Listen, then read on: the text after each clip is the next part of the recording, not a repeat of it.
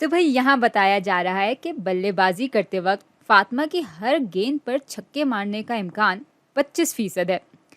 बल्लेबाजी की मशक करते वक्त फातिमा तब तक खेलती है जब तक छक्का नहीं लग जाता। अब भाई एम निशानदेही कर रहा है पहला छक्का लगने तक की गेंदों की तादाद की। भाई अगर पिछली वीडियो आपके जहन में बैठी हुई है तो मेरी तरह आप भी यकीनन समझ चुके होंगे कि ये असल में एक ज्योमेट्रिक वेरिएबल का सवाल है। आगे कह रहे हैं हमसे कि सब गेंदों के नताइज एक दूसरे से आज़ाद हैं, यानी एक गेंद पे छक्का लगने या ना लगने की वजह से दूसरी गेंद पे छक्का लगने के इम्कान पे कोई फ़र्क नहीं पड़ता। तो ये असल में इंडिपेंडेंट इवेंट्स हैं।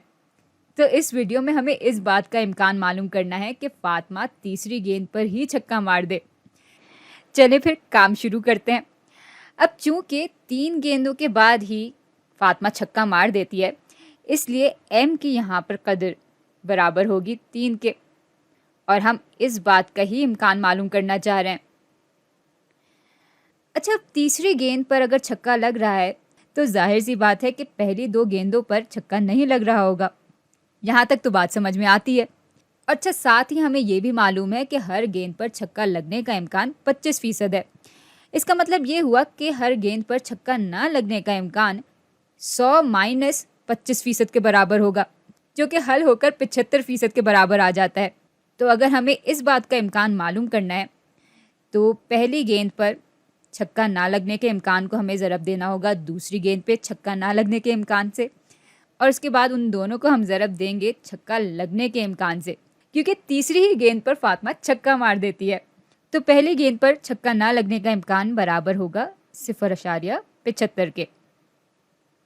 अच्छा, अब चूंकि गेंदों के नताइज एक दूसरे से आज़ाद हैं, इसलिए दूसरी गेंद पर भी छक्का ना लगने का इम्कान 0.75 ही रहेगा, और तीसरी गेंद पर छक्का लगने का इम्कान बराबर हो जाएगा 0.25 के।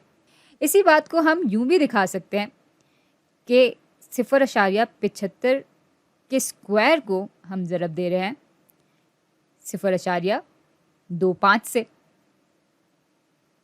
अब भाई जब आप इसको कैलकुलेटर की मदद से हल करेंगे तो जवाब तकरीबन 0.14 के बराबर आ जाएगा, और यही हमारा जवाब है।